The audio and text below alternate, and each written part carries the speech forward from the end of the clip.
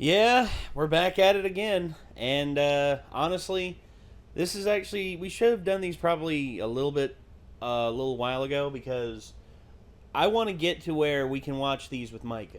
Because if we get caught up, which I think 4 more episodes and we'll be caught up. And once we start watching them with Micah again, it's just like we never left. Yeah. Well, hopefully. I think Micah will be a little confused and we'll have to explain a few things to him. Just like who, Todoroki, Deku, Baku. Well, he knows the main characters, but... Yeah, we can recap him a little bit. It's easy enough to follow. I mean, this series isn't, like, overly complex where, you lose everything. You lose track of exactly what the hell's going on. Or exactly, anything. Which... You pretty much know it's like they're in a hero school. They're exactly. Doing hero school stuff. Exactly. And, yeah, I mean, I'm happy we're getting back to this because... I really want to finish Season 2 and move on to Season 3, because a lot of people say Season 3... they say Season 2 is really good, and they also say Season 3 is really good. So, I want to watch both. I want to finish watching both. Definitely. And Season 4 is due out this October, so yeah. Maybe we'll finish. I don't know. I don't think we will. I don't think time's really on our side to finish. But at least we'll get there eventually. Eventually, yes. So, anyway... We are now moving on to Season 2, Episode 6. Yeah, Episode 6. The Boy Born with Everything. Yeah, I think the person they're talking about with this one is Todoroki. I think they're talking about, Mr. Half and Half. Red hair and white hair. Which, yeah. Mostly he's used his ice powers, but he actually was about to use his fire powers as well against Deku. I mean, Midoriya, he pushed him to that point where he was like, I have to use it. Nope. Time ran out. Yeah, I'm still wondering why he's hesitant to use his fire powers. There must be something about his dad he really doesn't like. Well, from what I'm seeing in what I saw in the synopsis of this, we may very well find that out. Actually, I'll be honest. I've seen this already, so I think you won't be disappointed. Okay. So, anyway, let's move on to this episode. Let's get it on screen. Let's give it a watch. 3, 2, 1.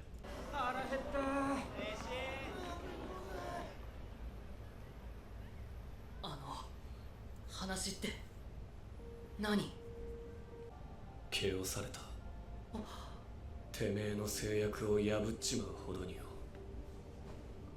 使えば有利になる場面でも使わなかった。左側のこと。緑谷、お前。オールマイトの隠し子かなんかか。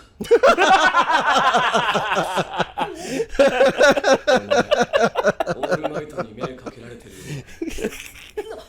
なるほど。そうなるのか。どうなんだ。違うよ、それは。って言っても、もし本当に隠し子だったら違うって言うに決まってるから納得しないと思うけど、とにかくそんなんじゃなくてつながりがあるってことだな。Well, you just gave it away with that face. 俺の親父はエンデバー。知ってるだろ。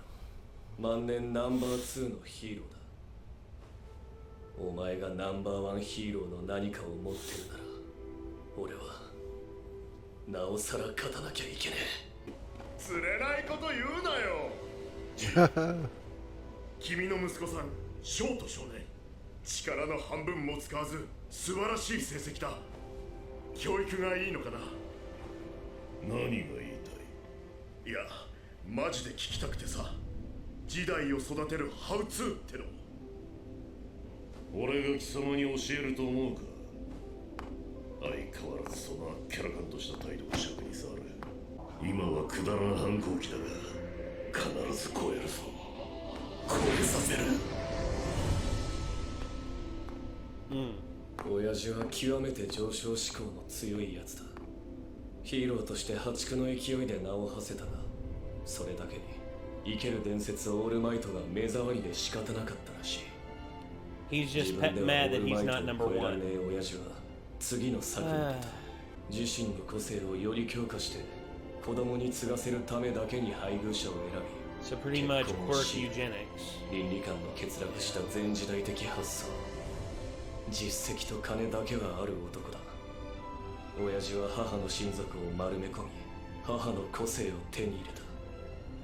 俺をオールマイト以上のヒーローに育て上げることで自身の欲求を満たそうってこった。お前の左側が醜いと母は俺に煮え湯を浴びせた。 Jesus. ざっと話したが、俺がお前に突っかかんのは見返すためだ。クソ親父の個性なんざなくたって。いや、使わず一番になることで奴を完全否定する。お前がオールマイトの何であろうと、俺は右だけでお前の上を行く。時間取らせたな。 His mother poured boiling water on him, and yet he doesn't reject her too. それほどの背景、 I think he rejects both of his それに parents. 対して僕が言えることなんて He remembers his mother crying, and his one memory of her that is most seared into his mind is when she burned the side of his face. 僕を助けてくれた人たちに応えるためにも、さっき受けた宣戦布告、改めて僕からも I'm sensing that one of their themes is that there's people who want to compete to be the best, but it's always better when everyone works together. Yeah, that's one thing Endeavor doesn't get. Endeavor just wants the fame and the pleasure of being number one. So if Endeavor and All Might work together, none of the villains would ever stand a chance. Yeah. 何やってんだ。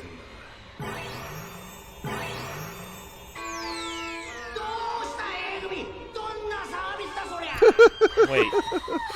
You little bastards. いや、クラス委員だから知ってると思うけどよ。午後は全員あの服装で応援合戦しなきゃいけないんだって。そんなイベントがあるなんて聞いてませんけど。信じねえのは勝手だけどよ。相沢先生からこと捨て受けたんだ。 You asshole, 忘れてるかもしれ Minata. ないから一応教えてやれって。 Kaminari's no better. 策略にハマってしまうの私。衣装まで想像で作って。最終種目は差しでのトーナメントか。毎年テレビで見てた舞台に立つんだ。去年トーナメントだっけ？形式は違ったりするけど、例年差しで競ってるよ。去年はスポーツチャンバラしてたはず。それじゃあ組み合わせ決めのくじ引きしちゃうよ。辞退します。面白くなんで？せっかくプロに見てもらう。 Because he's really a spy from the Sound Village. 騎馬戦の記憶。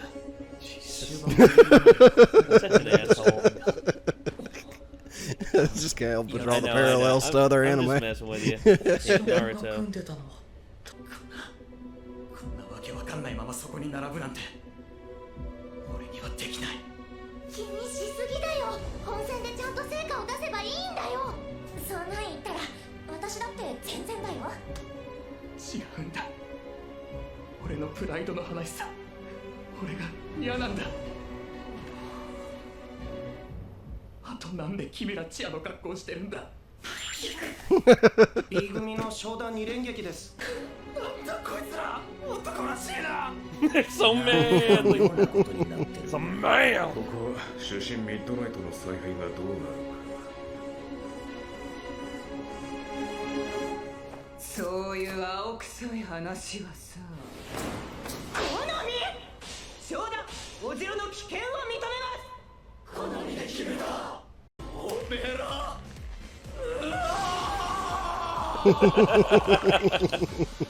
というわけで鉄鉄と塩崎が繰り上がって16名。抽選の結果組は So Metal Man and Poison Ivy.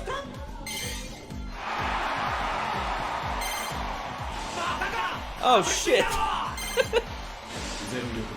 Oh. 望むところですわ。 Oh. 第一試合 Midori. Oh.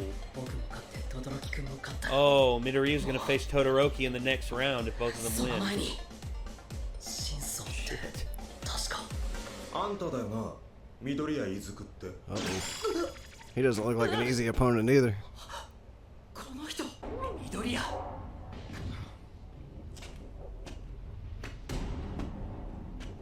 面白くどうしたの？奴に答えるな。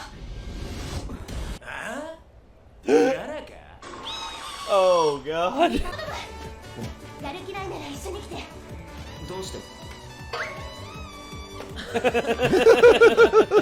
手を間違ってないかい？大丈夫、合ってる。遅れたけどワンホール掴んできたな。いや、まだ不安です。ヴィランを撃った時のイメージを電子レンジに当てはめて頭に浮かべてるんですけど、まだ気を抜くと今にも崩れそうな危うい感じで 5% の力。そうやって言われると本当僕ってみんなと運に恵まれたって感じですね。そこは粉クソ頑張るぞでいいんだよ、ナンセンスプリンスめ。君の目指すヒーロー像はそんな儚げ顔か？いいかい、怖い時不安な時こそ笑っちまって臨むんだ。ここまで来たんだ、虚勢でもいい。成績の割にはなんだこの顔。ヒーローか緑谷イズクルーバーサス。ごめん、まだ目立つ活躍だ。普通か進行等しい。ルールは簡単、相手を場外に落とすか行動不能にする。あとは参ったとか言わせても勝ちのガチンコだ。参ったか。これは心の強さを問われる戦い。チャンスをドブに捨てるなんてバカだと思わないか。なんてことを言うんだ。That's what I figured. Oh, you idiot. He could have explained it a bit better to him instead of just saying don't answer him. Actually, I think he did. It's just Midoriya got caught up in it. Yeah. It's kind of like some sort of it's kind of some sort of audio paralysis, but he can only use it if you say something, I guess. Audio, it's response-based hypnosis almost. Because if it were just paralyzing, then the people that were in his party would not have been able to move at all. Well, I'm just saying, like, it's something he could, selectively use on people, but it almost seems like it's like a shadow possession jutsu type thing where it's like there's like specific conditions, but it's just you can keep them from being able to move if you get it on them. It's the command of anything, like it's almost like an audible punishment thing. Like if you speak, you're punished. And for this, if you speak, you lose all control of yourself, and basically you're under the control of the it's only from them speaking directly to them that they gain control. It's almost it's almost like a hive mind control in some cases. Like if you it's almost like an initiation thing. Like once you speak to the person and they have a way in, then they can then they're able to manipulate you however they want. It's almost like a cult leader. I mean, it's weird how stuff like that works. I mean, I'd be afraid to speak to the guy if that was his power. Yeah. I'd never want to speak to him. It's like that original conversation. I can't remember if no one said anything back to him whenever you first saw him, but I feel like someone had to have said something back to like his arrogant speech thingy he gave, and I don't think anything happened to them, so I think it's like selective, it looks like, but I don't know. Well, it's not from him speaking to them, it's them only speaking to him. They have to initiate conversation with him. I thought it seemed like a thing where it was like they have to respond to something he has said to them or something. I don't know. Yeah, maybe that's the case. I mean, I forget. It's been a while since I've seen these. Because like he didn't ask him. He asked him a question. No, he didn't ask him a question either time. He was just trying to elicit him returning a conversation that he started. Basically. Yeah. Like both times, and the second time he got him too. But the first time, the only reason he didn't say something back, because he would have been like, "Yeah, me too." But I don't think he actually would have done that if he thought he was going to respond and the power was going to kick in. So I think it's pretty selective on if he wants to do it to people or not. Because why would he been like, yeah, looking forward to our match? Maybe he anticipated him being like, yeah, me too, and then him just standing there and him being able to walk into the ring and being like, obviously he forfeits. Either that or not have Midoriya show up at all. Yeah, just tell Midoriya just walk home. Yeah. And that's it. Yeah, it could be. Anything to get the advantage, they still haven't man. shown us if he can give him commands now. If he can give him commands starting next episode, then yeah, he could have just been like, yeah, go home. Well, catch you later, man. Sorry with you. So, God, dude. I mean, the tournament. I know tournament arc. We're finally at it. I mean, holy hell! And seriously, though, it's 16. Just, that one scene, I had to make that joke just because he's like, I withdraw, and I was just like, Kabuto. Yeah, it's exactly what Kabuto did whenever they got to the real tournament. He's like, I don't think I'm up for it, and they're like, he does that every fucking year. Like, just funny. Yeah. Since I've watched that recently, I'm secretly a spy for the Sound Village. Yeah, it's one of those things. The fact he's watching Naruto now, that's actually one of the shonen series that because back in the day, like mid-2000, like all throughout the 2000s and early 2010s, there was the big three. There was One Piece, which has been running since 1999, Bleach, and Naruto. What about Dragon Ball?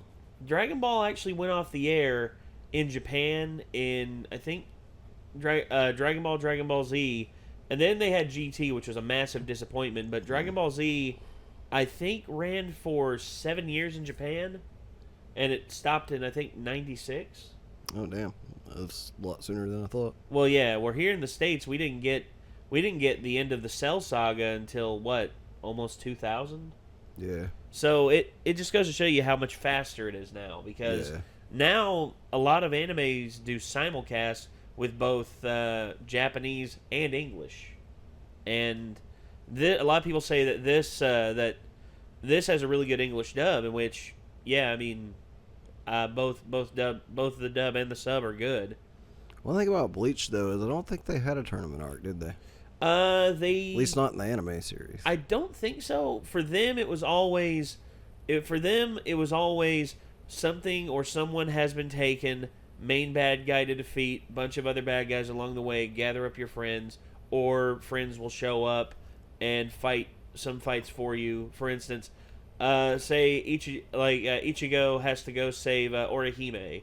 Yeah. And all of a sudden, Orihime is essentially Princess Peach and Bleach, because she gets kidnapped a lot. Well, I was kind of thinking. Well, later on, it's kind of absurd how many times this chick's been kidnapped. Later on, when she gets a grasp of her abilities, she's actually a lot more formidable and is not able to be kidnapped as much. Yeah, which is good. And yet she still gets kidnapped in the last arc of the series. So yeah, even after she's got her powers. So. Yeah, which I'm sure in the manga she starts getting kidnapped less. Hopefully. Well, the manga's still going. Well, it was still going, but now they moved on to like the next generation with Ichigo's son. I didn't know that. Yeah, which do you care about spoilers for Bleach?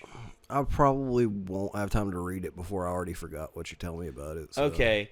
Ichigo and Orihime get married and they have a kid.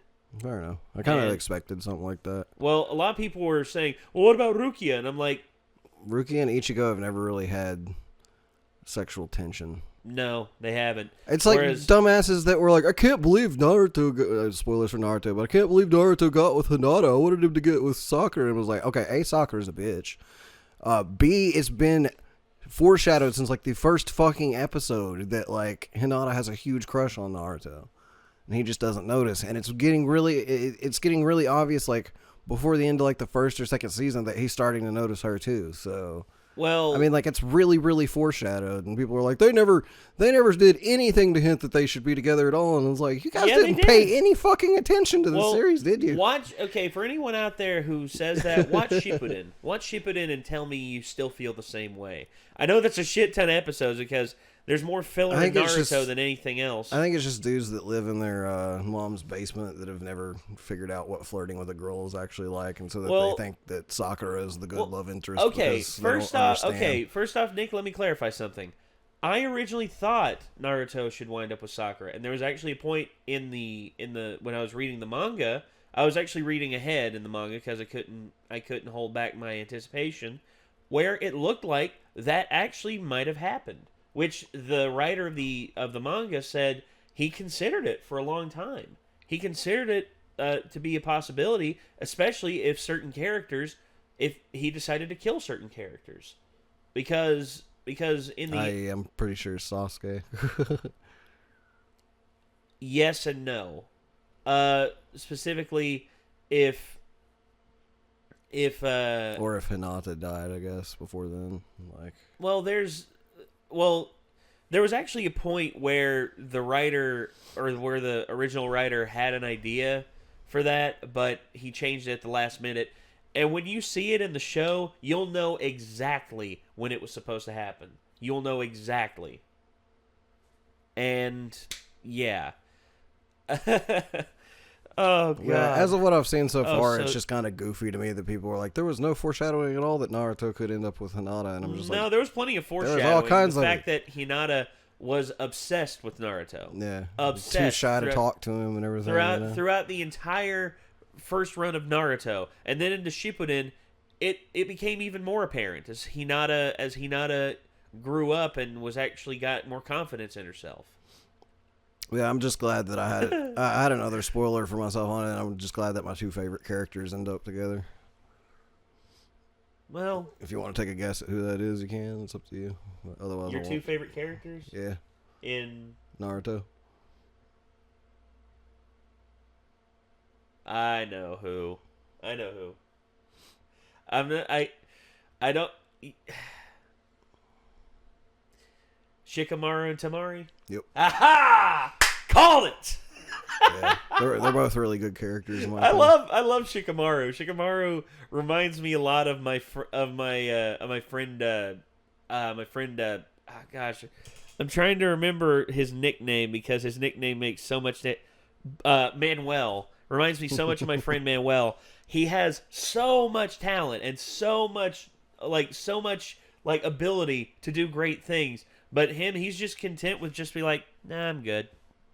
And honestly, it actually irritates me, but at the same time, I understand. Yeah. Because it's his life. He chooses to do with it whatever the hell he wants.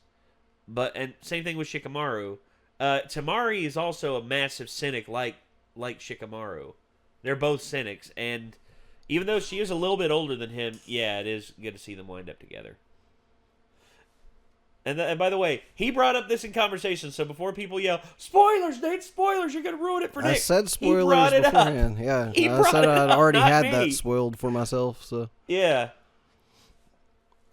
I had to think there for a second. I was just like... Because I was like, I'm pretty sure he's going to say exactly who I'm talking about, and he's not going to say some other couple I don't know about yet. Even if he does, I don't really care that much in terms of story as to who people end up with. Like... Well, there's one that surprised the hell out of me, and I was just like, really? But actually, there's one that happens with a character that hasn't been introduced yet. Like, me and Andrew were making guesses, but, like, we don't know anything but Naruto, Sakura, and I think someone told me who Sasuke ends up with, but I don't remember. You'll see. You'll see. I'm guessing probably, if not Ino, then... Shit.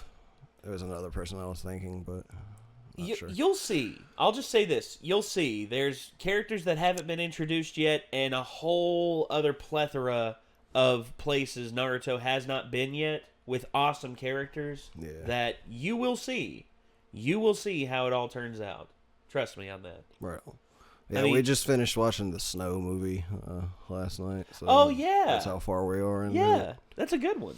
Which, I like that one confused me because there was something that happened in the Snow movie that definitely places it after the point that we've watched in the show. Yeah. But then something else happened. But I think we actually found out it wasn't like, apparently Sasuke gets injured in a filler episode and then wakes back up in the next canon episode. Here's one thing I want you to learn about Naruto's movies. Not quite canon. Fair enough. They are not quite canon. Think of them as offshoots that happen, but they're not 100% accurate. Because there's some that happen later on. There's actually, I will say this, my least favorite out of the original Naruto movies is probably the second one. I like the third one a lot. But then when you get into the Shippuden movies, they're actually consistently good across the board. Like, I can't really find, like, massive, huge issues with them. But the second one, I will say this. The second one, there's pacing issues. The first one, I think you actually watched the first one. The Snow Princess is the first one. Yeah. Whereas the second one is... There's parts that I thought I was like, watching the first one was kind of neat because you could tell they had a higher animation budget for the movie than they did for the show. Well, they always do. Yeah. They always have a much higher budget and for it was the movies. neat to see like the characters, except for like one scene that I was really confused on because the animation got real fucking weird for one scene.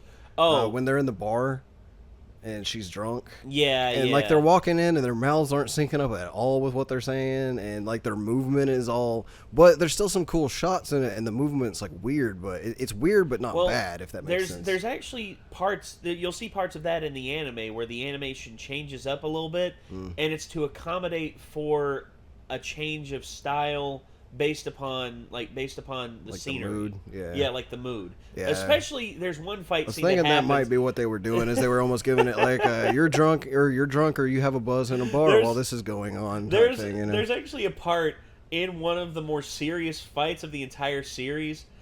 Because of the animation and because of what happens, I could not stop myself from laughing because it just I couldn't stop ridiculous. myself from laughing in that scene because Naruto made one of the best faces I've seen him make so far. Naruto makes some good I'm pretty faces. sure I've seen that face like used on the internet. Naruto makes some good faces. Yeah. But yeah, we're supposed to be talking about My Hero Academia. My Hero Academia. Sorry, we're talking about another shonen anime. I guess we only have build up in this episode, so we didn't have a lot to discuss about it. Well, the only thing we really had to discuss was Shinzo, his power. I mean, it's like, what do we think that's going to be? A little bit about like Todoroki, but not really a whole lot. Todoroki had a that's pretty fucked up because I thought his face was that way just because that was his fireside, you know, and but that was just like a birthmark. His mom burned his face with boiling water. So yeah, Jesus. Apparently his parents are not that great.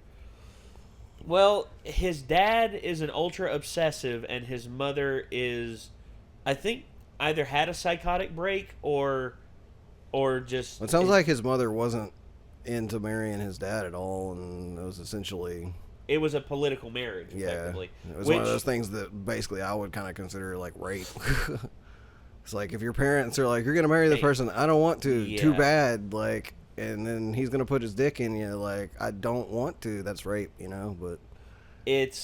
Well, the thing about marriages and all that, throughout history, there's been, like, arranged marriages and stuff like that. It's like, you will be the consort of the king, and if you provide him an heir, you will become the queen, or something like that. And it happens throughout history to be that way. And then, of course, in Japan, especially, dude, there was a law in Japan where you could literally whore your wife out if you had gambling debts. Literally, you could whore your wife out legally for gambling debts. Yeah, I'm pretty sure stuff like that happened in Samurai Champloo. That actually, that happened too. They touched on stuff like that. That was actually an accuracy of the period that a lot of critics said was very well done. Yeah. Especially the period it took place in, the Edo period. Because it was really disturbing when you hear about it, and then you find out, like, yeah, that's actually a thing that happened, and you're just like, shit. Yeah, dude. Like, that's fucked. It's pretty messed up how and that's why when people say, "Oh, I'd rather have been born back in the day, back when in the good old days," I'm like, no, I would rather be here and now, where disease is on the decline, death is on the decline. Of course, mental health has been an issue and always will be an issue because humanity kind of fucked up. we're all broken.